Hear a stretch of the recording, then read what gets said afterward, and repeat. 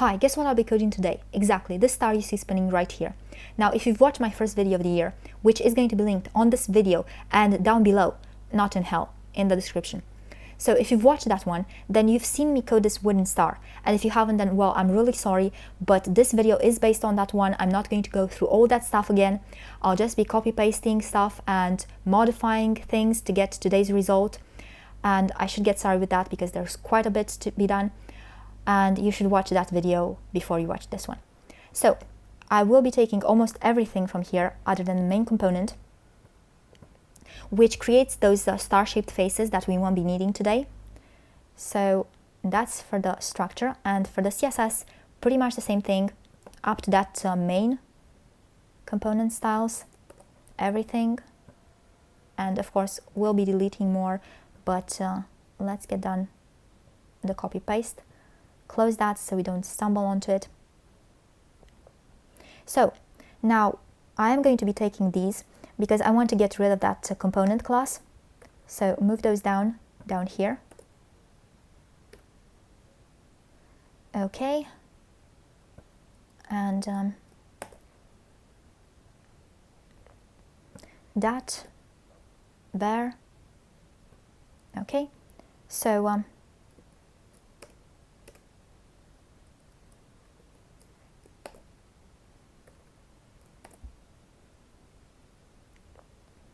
having done that, one more thing I want to show you right now before we go back to the structure and make some changes there too.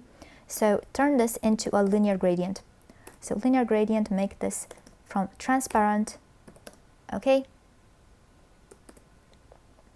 Now, as you see, this gradient goes from top to bottom. So the top of our pseudo elements is at the tip of our star arms, and the bottom is towards the center, right? So let's do something a bit different, 90 degrees. This is going to go to right, okay? So transparent is at the left, and this one is on the right. So left, transparent, right, this HSL value, okay? So this is going to be 50%, and sharp change in color, 0, okay? Now let's go back here.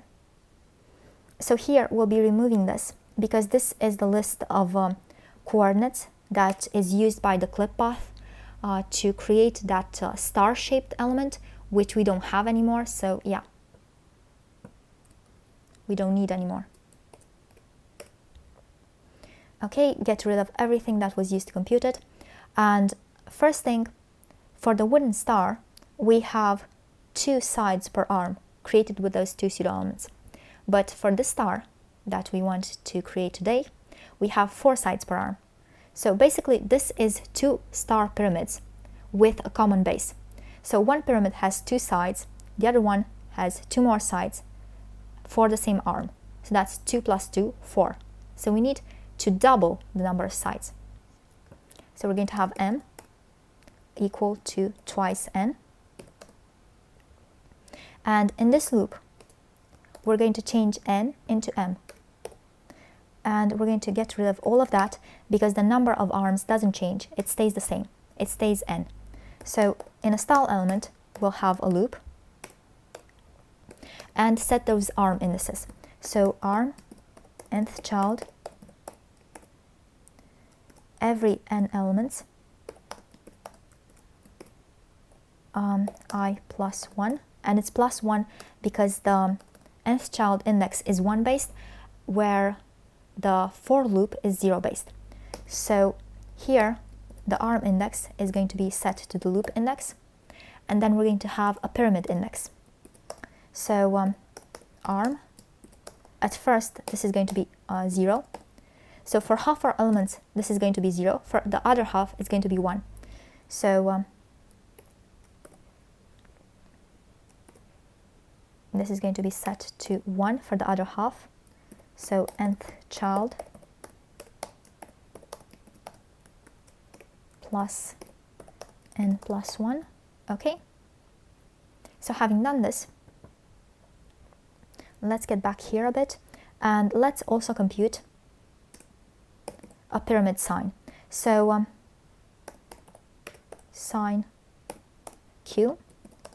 So this is going to be -1 for the pyramid where Q is 0, of index 0, and it's going to be 1 for the pyramid of index 1. So 2 times Q minus 1.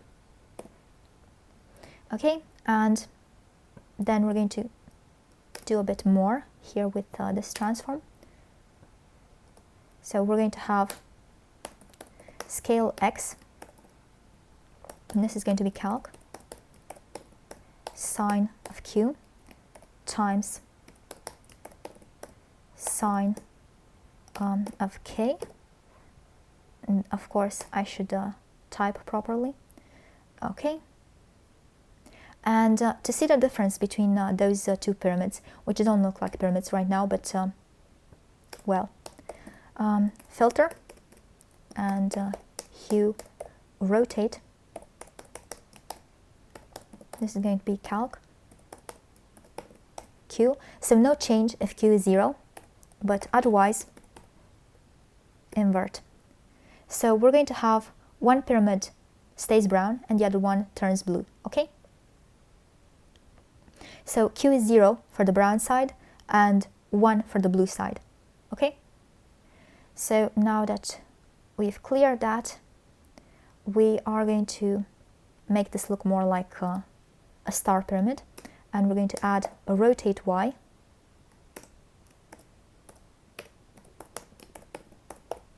Let's say something pretty random, something like that.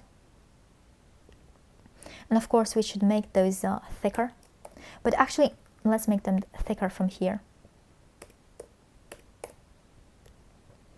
Let's just collapse this stuff because we won't be needing it, we'll be leaving it as it is.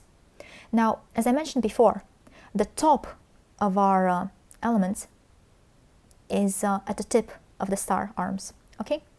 And their midline is the separation between the color and the transparent, which is basically where the brown and the blue meet, okay? So that's their vertical midline. That's their 50% horizontally.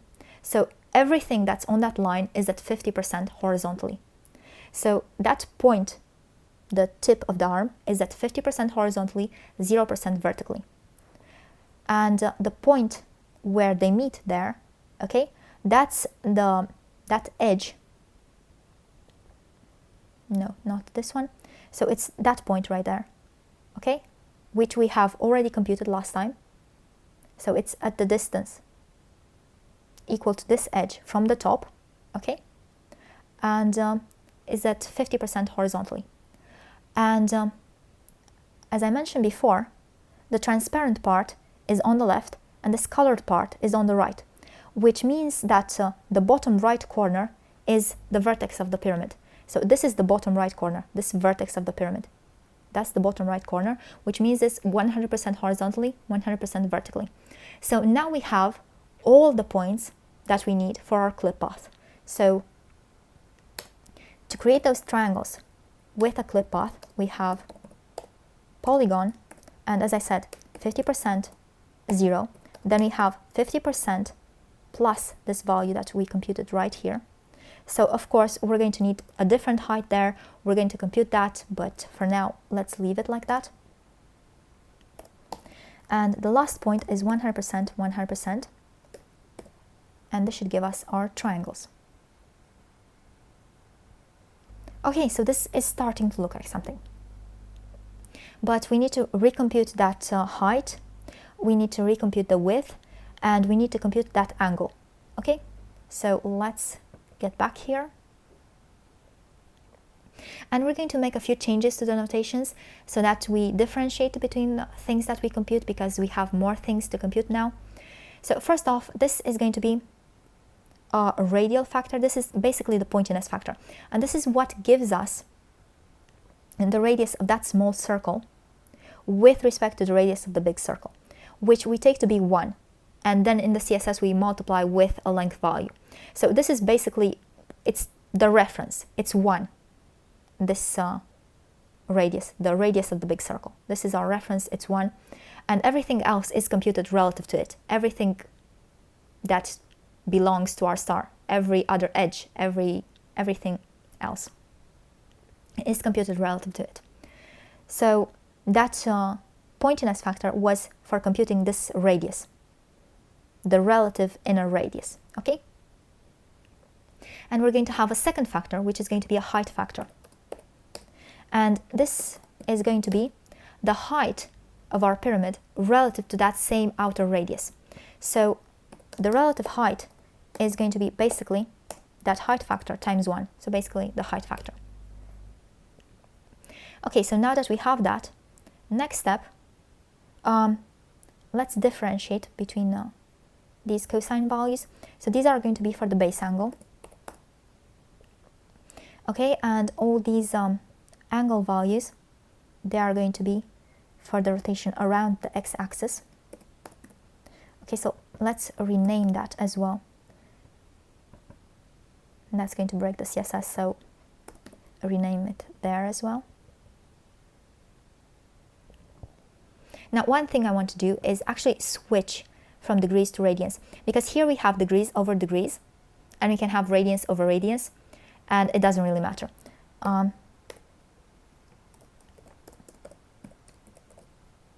Okay, and I said radian.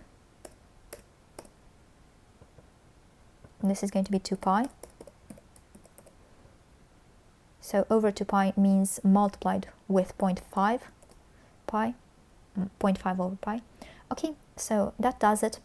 And I'll just take this from there. And right, and it's going to be a number, okay? So having done that, I'm also going to take this as the cosine. So cosine of that rotation around the x-axis. So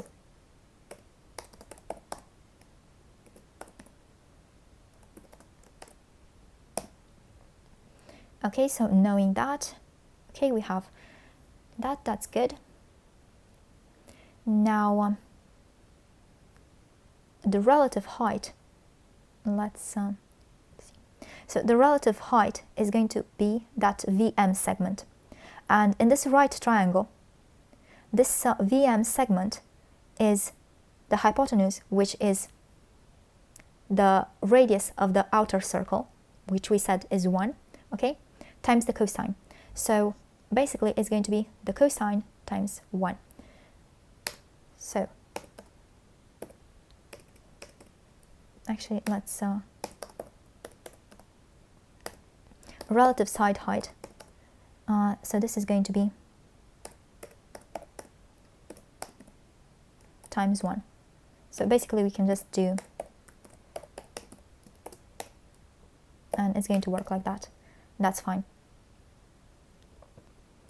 Okay, so next up, in that same triangle, QM is basically equal to the sine. Okay, so that's the sine, and this QM is going to be used in another triangle in 3D. So if you have this pyramid, okay, it's with a pentagram base, yeah, somebody call an exorcist, whatever. So we're going to have this height, the relative height SQ, which you already know. We're going to have that perpendicular onto the P2, P4 edge, which is named differently in that other figure, but it doesn't matter. So we're going to have that perpendicular QM onto that edge, and SM is going to be also perpendicular onto P2, P4. So we're going to have a right triangle SQM, because SQ is perpendicular onto that plane, and it's perpendicular onto everything in the plane, including QM.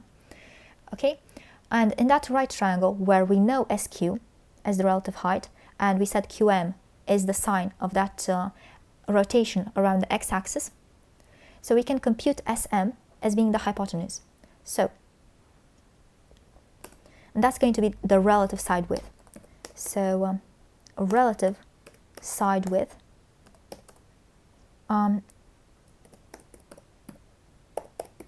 hypotenuse, the relative height, and sine that. Okay, and of course, just like in the case of the height, we're going to get rid of unnecessary decimals. Right,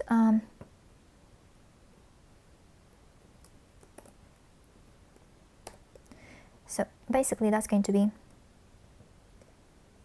relative side width, and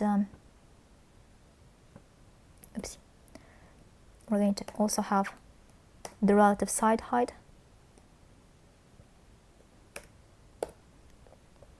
Okay, so now that we have that, we can just replace here. So it's going to be the relative side height, and we're going to have something very similar for the width. Of course, we're going to have to multiply by 2 because this part where they meet, that's the half of it. So that's only, so twice the relative side width. So now it should look like something. And the last thing that we need to compute is that rotation. Okay, so that's basically going to be the angle between SM, so the perpendicular from S onto P2, P4, the perpendicular, the angle of that perpendicular with the vertical, which is SQ. So basically in the right triangle SQM, we have that the tangent of that angle is QM over the relative height, SQ. Okay, so we can have the radian value, it's going to be, so that's the sine. We should have stored that as something, but whatever. The relative height. And similarly, we're going to compute the degree version, and yeah, that's pretty much it. Y, and this should do it. Okay, and it does it. And now I want to show you something. If we modify those values there, you see our star changes, and there are no unintended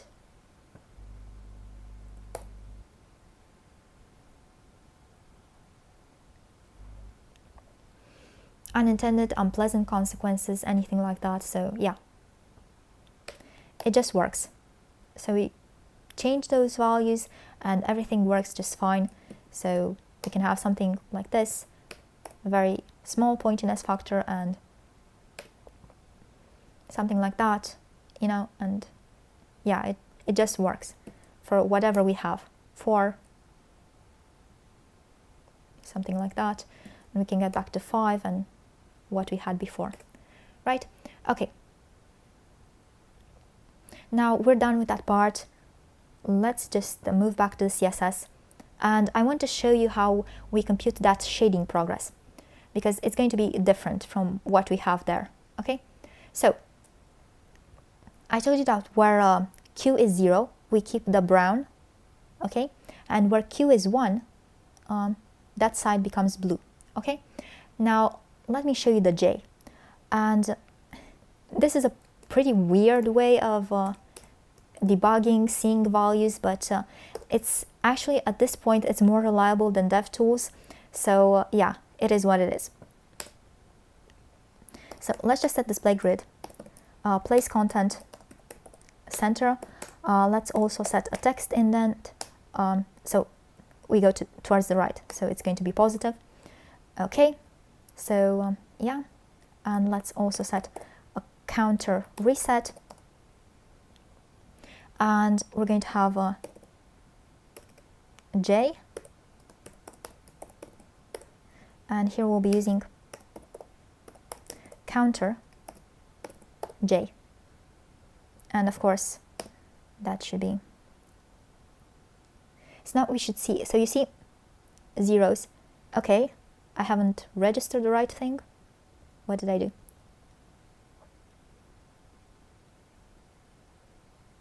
Okay, so it's 0 everywhere. That's wrong, that can't be. If it was working before, then that can't be 0 everywhere.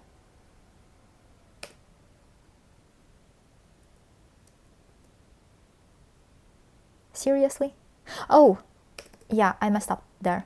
Okay, that's my fault. Okay, so it's 1. You saw before. Let's stop the animation.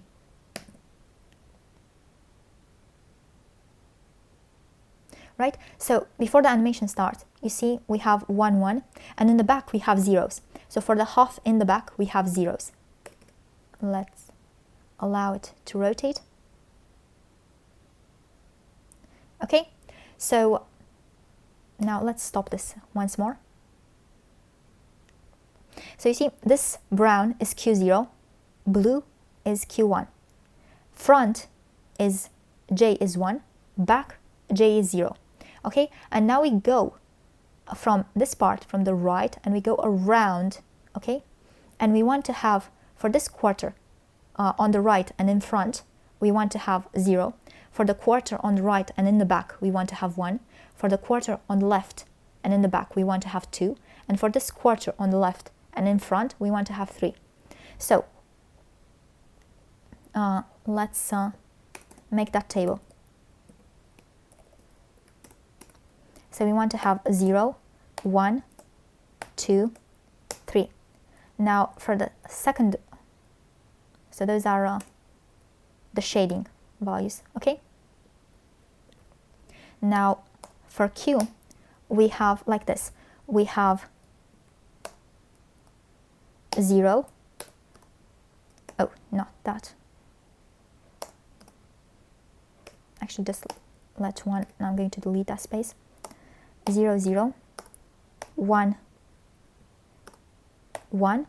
And for J, we have like this. We have 1, then we have 0, then we have 0, and then we have 1. And we have to see how we can combine Q and J so that we get those values. Now, one thing is clear to me is that we're going to have to multiply with the sign of Q. Because you see, this keeps increasing, but this goes up, down, down, up. So we're going to need to modify the sign. So we're going to need to have a multiplier times Q minus or plus, so plus or minus, J, so that's going to be a sine of Q times J. So that's basically what we're going to need to have. So let's say if we're going to have 2 minus, no, that doesn't work. 3 seems to work, almost. Actually, it works if we have 1 minus J, I believe. Let's check that, okay? So let's check that. 1 minus J. So here we're going to have 3 times 0 minus sinus of Q, that's going to be minus 1 times 1. So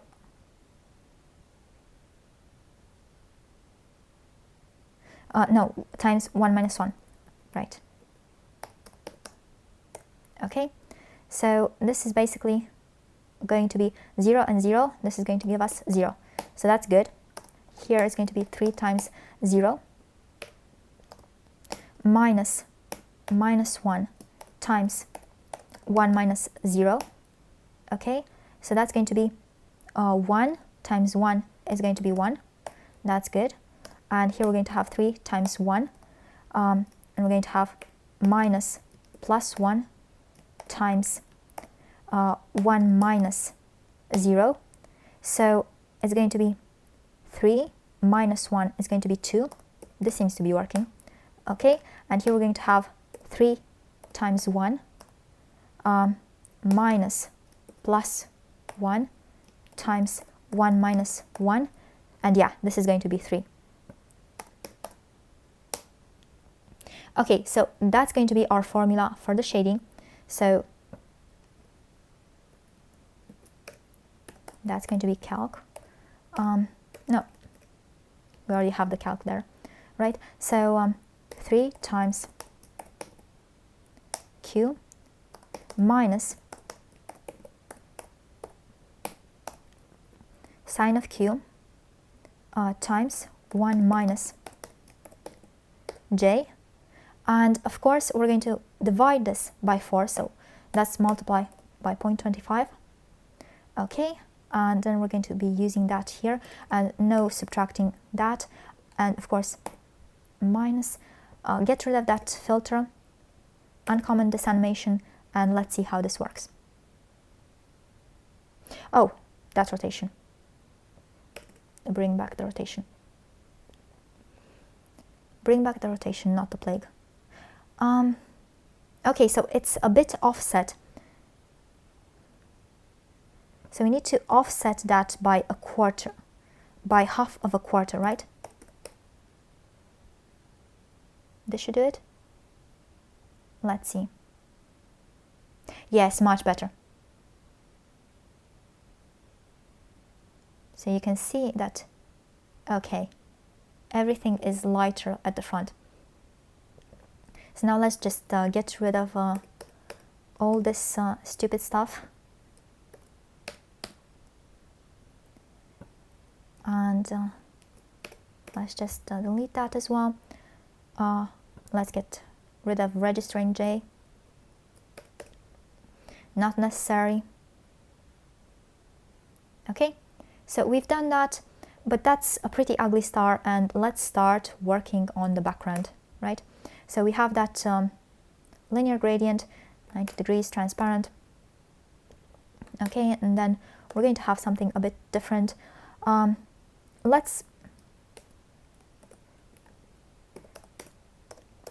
going to have something else here. Let's say that we're going to have, I don't even know, let's say 40. That's going to be pretty random. So we're going to use some values here, 55, 52. It's starting to look more like something a bit different, okay? And then I think it's too grayish, so let's bump up the saturation all the way up. Okay, it's starting to look more lively, happier. Let's use repeating radial gradient. These are going to be pretty similar actually. So they're going to be at, we want them to be at the pyramid vertex, so that's 100%, 100%, and circle. And we're going to want to have transparent, orange, transparent. And for the values, we are going to be using, so let's say we're going to have something like 5 pixels and 7 pixels here. And of course, that needs to look like something. 0. Okay, like that. Okay, it's starting to look like something. That's good. Now instead of this orange, we're going to use an HSL like that one. Actually, use an HSLA, and let's say something like 0.3, something like that. Let's say, again, these values are going to be pretty, just use some values around something. I don't even know. So let's add a few more of these at different, so let's say that's going to be 11, let's say that's going to be 13, and let's say that's going to be, I don't even know, 48, 45, increase those by 1, I don't even know. Let's just add 2 more, make these, for example, at 41 and 43, okay, something like that, and let's make these we can do 17 and 19, for example, right? Let's say, yeah, I keep increasing them by 1. Let's increase by 2 here. I don't even know. Let's make this something like 41, 43, some values there, okay?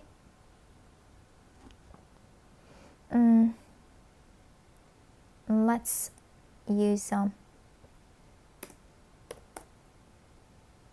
background blend mode, multiply, something like that. How does that look? Okay, it's starting to look better.